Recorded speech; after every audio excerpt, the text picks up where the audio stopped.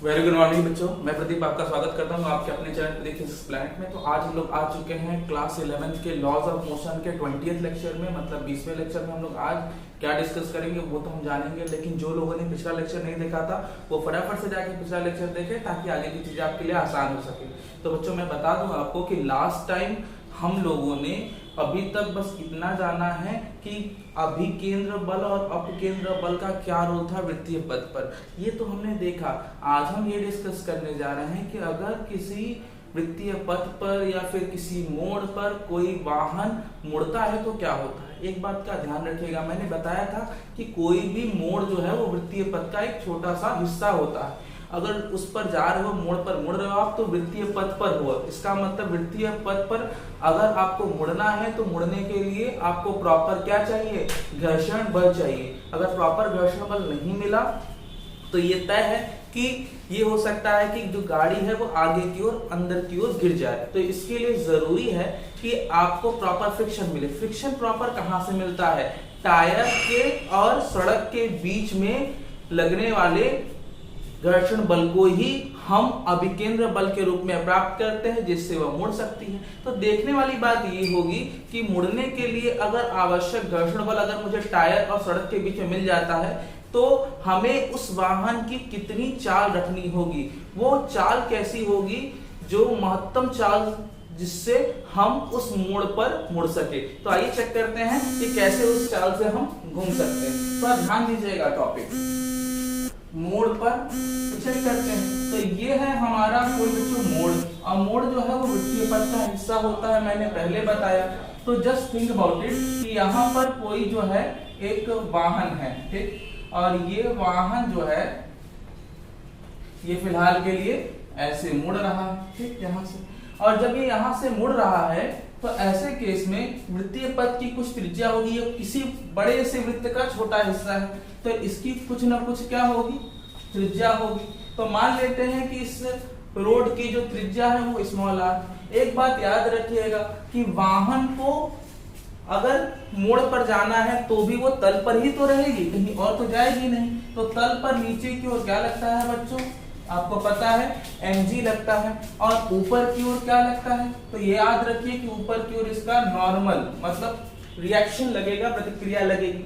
एक बात का ध्यान और रखने वाली यह है कि जब ये मुड़ रहा हो, वाहन के टायर और सड़क के मध्य लगने वाला ये घर्षण बल जो है वो बैलेंस करता है किसको, अभिकेंद्र बल को। ध्यान रखने वाली बात यह है कि आपका जो घर्षण बल है वो अभिकेंद्र बल से ज्यादा ही हो तभी ठीक है। अगर अभिकेंद्र बल का मान घर्षण बल से अधिक होने लगेगा तो वाहन कहां, अंदर की ओर गिर सकता है। तो ध्यान दीजिएगा, माना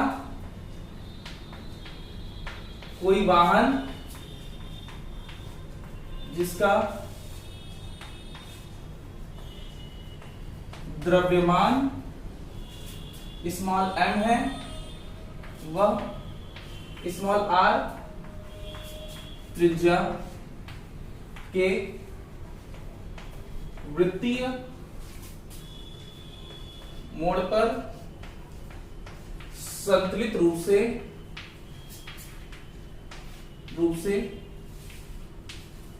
v चाल से गति करते हुए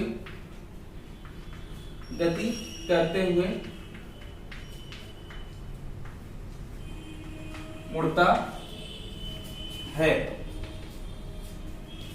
जहां टायर व सड़क के मध्य लगने वाला घर्षण बल स्मॉल f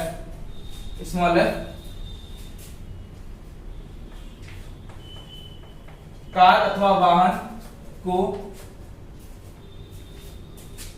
संतुलित रूप से घूमने मतलब मुड़ने के लिए आवश्यक आवश्यक अभिकेंद्र बल प्रदान करता, अभिकेंद्र बल प्रदान करता। ठीक, अगर घर्षण बल जो है वो बैलेंस कर लिया तब घर्षण कम नहीं होना चाहिए। तो इसका मतलब ये हुआ, अर्थात हम ये लिख सकते हैं क्या कि F जो है जो इसको सदृढ़ रूप से मुड़ने के लिए हेल्प कर रहा है, तो Fs जो है वो बड़ा हो या फिर लगभग इक्वल हो जाए किसके, mv²/r। ये वो चाल है, मैक्सिमम स्पीड है जिससे वो उस मोड़ पर मुड़ सकती है, वो मैक्सिमम स्पीड है। तो ध्यान देने वाली बात है कि यहां पर घर्षण बल ही अभिकेंद्र बल को संतुलित करना चाहता। आपको पता है कि Fs की वैल्यू क्या होती है, since Fs is equal to क्षैतिज तल पर है तो म्यूएस r होता है। जो लोग फ्रिक्शन नहीं पढ़ेगा फटाफट से फ्रिक्शन में ये चीजें देख लें। तो ये इक्वेशन नंबर 2 तैयार हुआ बच्चों, और ये इक्वेशन नंबर 1। आइए तो यहां से इसको आप लिख सकते हैं यहाँ पे, तो ये हो जाएगा mu r is equal to और ग्रेटर देन mv²/r। ओके, यहां r को आप लिख सकते हैं क्या, mg, क्योंकि क्षैतिज तल पर है, ध्यान दीजिएगा r इक्वल है, और यहाँ पे mv²/r लिखा जा सकता है। m कैंसिल हुआ, यहां से आप लिख सकते हैं कि जो v की वैल्यू होगी वो हो जाएगी आपकी r इंटू म्यू इंटू जी। तो ये हो गया म्यू r g, ये हुआ। और इस पूरे को आप चाहे तो अंडर रूट में लिख सकते हैं। ध्यान दीजिए ये इक्वल भी हो सकता है और ये वैल्यू आपके बराबर भी हो सकती है। तो फिलहाल के लिए ये जो स्पीड आ गई वो आ गई v is equal to under root में म्यू आर जी। और म्यू आर जी क्या बता रहा है कि किसी वाहन की चाल अगर इससे ज्यादा हुई तो इसे अभिकेंद्र बल ज्यादा मिलेगा, और जिससे आपकी कार फिसल करके गिर सकती है, पलट सकती है। तो ध्यान रखने वाली बात यह है कि चाल जो है इससे ज्यादा न होने पाए। मोड़ पर यह चाल उस वाहन की मैक्सिमम चाल होनी चाहिए। अगर मैं चाल की बात करूं तो चाल किस पर डिपेंड नहीं करता, तो चाल डिपेंड नहीं करता व्हीकल के मास पर। मतलब वाहन का द्रव्यमान मायने नहीं रखता कि वो भारी है हल्का है, उसको मुड़ने के लिए इतनी चाल चाहिए। यह वाहन के द्रव्यमान पर निर्भर नहीं करता। ध्यान दीजिए, ठीक है, बात क्लियर हुई।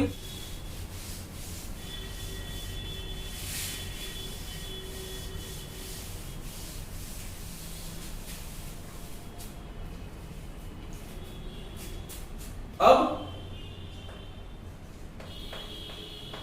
मोड़ पर सड़क की ढाल, ये ढाल क्या होती है, तो ढाल को समझेंगे अब कि अगर आपने देखा हो कि आप अगर बहुत बड़े हाईवे वगैरह पे जाते हैं तो अक्सर ब्रिजों पर, हाईवे पर ये सब होता क्या है कि एक साइड थोड़ा सा उठा होता है और एक साइड थोड़ा दबा होता है। ये चीजें आपने ट्रेन में भी ऑब्जर्व करी होंगी। अगर ट्रेन बहुत बड़े मोड़ पर चल रही है तो अगर आप ट्रेन से निकल कर देखेंगे तो आपको ट्रेन की उधर की ओर छत दिखाई देगी। ये इसीलिए हो पा रही है क्योंकि ट्रेन की पटरियां ऊपर नीचे होती हैं। बात समझ आ रही? अगर आप किसी ब्रिज को जो बहुत बड़े घुमावदार ब्रिज पर है, अगर उससे दूर से पिक्चर लिया जाए, उसको ऑब्जर्व किया जाए, तो आपको दिखेगा कि जो रोड है वो एग्जैक्टली प्लेट नहीं है, वो हल्का सा टिल्ट है, झुका हुआ है। तो ये सेम चीजें हमारे मोड़ पर सड़क की ढाल कहलाती है। तो सड़क की ढाल की आवश्यकता क्या है, अब वो थोड़ा समझेंगे। आपको मैंने बताया कि मोड़ पर मुड़ने के लिए टायर और रोड के बीच में बहुत इंपॉर्टेंट है घर्षण, लेकिन घर्षण पर हम डिपेंड नहीं रह सकते। क्यों? क्योंकि ऐसा होता है कि व्हीकल्स जब चलते चलते उनके टायर घिस जाते हैं। टायर घिस जाना, अगर मान लीजिए बारिश होगी तो रोड का चिकना हो जाना, और मान लीजिए कुछ पदार्थ उस पर गिर गया है तो उसका फैक्टर अलग काम करता है। तो इसका मतलब अगर हम रोड पर डिपेंडेंट रहेंगे तो आए दिन क्या होगा, कुछ ना कुछ एक्सीडेंट्स होते रहते हैं।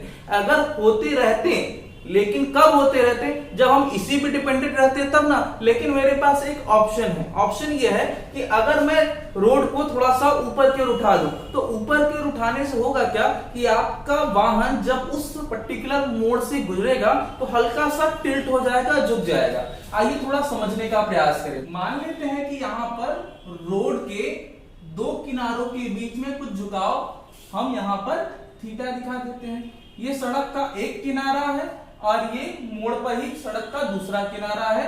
उधर का झुकाव जो है थोड़ा ऊपर उठा करके थीटा रख दिया गया है। इससे होता क्या है कि जब कोई वाहन इस वाले सेक्शन से होकर गुजरेगा तो अपने आप झुककर वृत्तीय पथ का अनुसरण करने लगेगा। ये कोई वाहन है, अपने आप ये झुक गया और एक वृत्तीय पथ का अनुसरण करेगा। और ये मोड़ पर मान लेते हैं कि किस चाल से चल रहा है, v चाल से चल रहा है। तो आपको बहुत अच्छे से पता है कि इस वाहन पर ऊर्ध्वाधर नीचे की ओर mg कार्य करता है। बहुत अच्छे से क्लियर होगा आपको कि रिएक्शन मतलब प्रतिक्रिया हमेशा वाहन के या फिर किसी ऑब्जेक्ट के संपर्क तलों के लंबवत लगती है। तो संपर्क तल ये है, इसके लंबवत ये लग गया रिएक्शन। ओके, तो यहां से अब आप थोड़ा ध्यान दीजिएगा कि इस रिएक्शन का ही सारा खेल है। अब थोड़ा इस लाइन को थोड़ा डॉट डॉट करके ऊपर बढ़ाइए, ठीक, और थोड़ा देखेंगे कि यहाँ पे कौन कैसे मदद करता है। तो यहाँ थीटा मैंने आपको पहले बता रखा है कि रिएक्शन के जस्ट अपोजिट थीटा एंगल बनता है। कब? जब mg इफेक्टिव ना हो पूरी तरीके से। तो ऐसे केस में यही सेम एंगल यहां बनेगा शीर्षाभिमुख कोण से, ठीक, शीर्षाभिमुख कोण से सेम कोण ऊपर बन गया। अब r यहाँ पे थीटा के साथ है। अब ये r जो है हेल्प करने के लिए तैयार है। कैसे? अब r जो है एक कंपोनेंट r cos थीटा में जो कि थीटा के साथ सटा हुआ है, इस रूप में मदद करेगा। और क्योंकि ये वृत्तीय पथ पर इसको यहीं से मुड़ जाना है तो यहाँ पर एक r का कंपोनेंट काम करेगा क्षैतिज में और इसका नाम होगा r sin थीटा। तो यहाँ पे r sin थीटा जो कि अंदर की ओर काम कर रहा है और r sin थीटा इसे घूमने के लिए क्या प्रोवाइड करेगा? इसे घूमने के लिए आवश्यक अभिकेंद्र बल प्रदान करेगा ताकि ये किस चाल से चलते हुए? v चाल से चलते हुए मुड़ जाए। बात समझ आई? और जब ये मुड़ रहा था वृत्तीय पथ पर तो इस वृत्तीय पथ की कुछ त्रिज्या रही होगी। मान लेते इस वृत्तीय पथ की त्रिज्या जिस मोड़ पे चल रही है उसकी स्मॉल r है। सड़क की जो ऊंचाई है वो फिलहाल हम मान लेते हैं अपने हिसाब से h, और सड़क के दोनों किनारों की जो दूरी है वो मान लेते हैं x। ओके, तो पहले बात की जाए कि इसके मुड़ने के लिए ढाल कैसी रखनी चाहिए। मोड़ पर वाहन के मुड़ने के लिए वृत्तीय पथ पर ढाल के कारण प्रतिक्रिया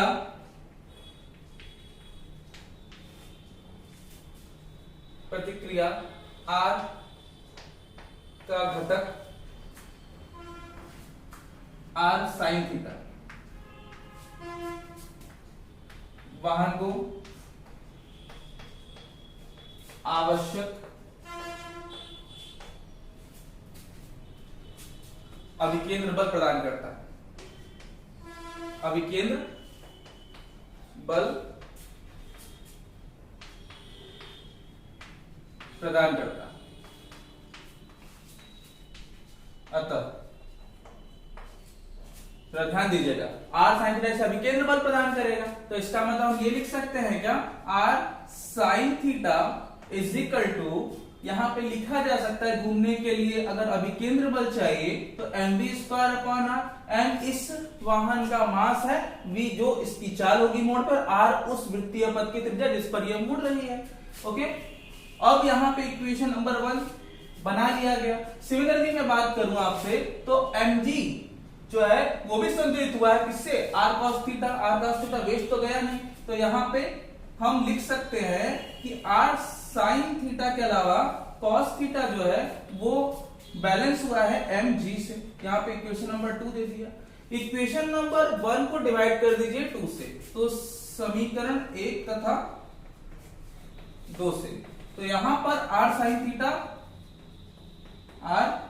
theta upon r cos theta कर दीजिए, m कैंसिल हो जाएगा, तो v square upon r g।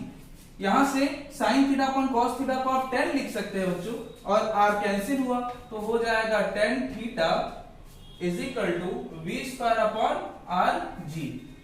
तो ये वो आवश्यक ढाल का फॉर्मूला हो जाएगा जो आपको वाहन के मुड़ने के लिए आवश्यक होगी। ओके, तो इसीलिए इंजीनियर्स जब रोड को बनाते हैं तो इस बात का ध्यान रखते हैं कि हम ढाल को कैसा रखें कि यहां से ऐसी वाहनें मुड़ जाएं। अब डिसाइड ये करना है कि सड़क को कितना उठाकर बनाया जाए, सड़क को कितना उठाकर बनाया जाए। तो अगर आपके पास एक आइडिया है कि रोड की जो चौड़ाई है वो x है, और ये आइडिया है कि अगर आपको 30 डिग्री का झुकाव रखना है तो कितनी दूसरे किनारे को उठाई जाए, तो कितनी ऊंचाई तक उठाई जाए, तो इसका जवाब हमको मिल जाएगा यहाँ पर। यहाँ पर मान लेते हैं कि ये एक ट्रायंगल टाइप का स्ट्रक्चर आपको दिखाई दे रहा है, ये हो जाएगा सड़क एक ट्रायंगल के रूप में। तो OAB में आपको कितना उठा के बनाना है, तो सड़क के किनारे कितनी ऊंचाई तक उठेंगे, ठीक। तो यहां पर ध्यान दीजिएगा नोट के रूप में। तो यहां से अगर हम लिखना चाहें तो लिख सकते हैं tan theta is equal to लंब बटे आधार, ठीक। तो tan थीटा की वैल्यू वहां से निकाल लीजिए और h अपॉन x यहां पे रख दीजिए। बात क्लियर हो रही है। तो यहां से अगर आपको h निकालना होगा तो आप लिख सकते हैं x इंटू tan थीटा। तो tan थीटा आपको पता ही है, यहां से आप निकाल ही चुके हो, यहां पे लाके रख दीजिए, x मतलब रोड की चौड़ाई से मल्टीप्लाई कर लीजिए, आपको पता चल जाएगा कि कितनी ऊंचाई तक हमें रोड को बढ़ा करके बनाना चाहिए ताकि हम अपनी ढाल दे सकें। बात समझ आ गई। तो बच्चों आज के लिए बस इतना ही, अगले क्लास में हम लोग इससे रिलेटेड एग्जाम्पल को समझेंगे। तब तक के लिए अपना ख्याल रखिए।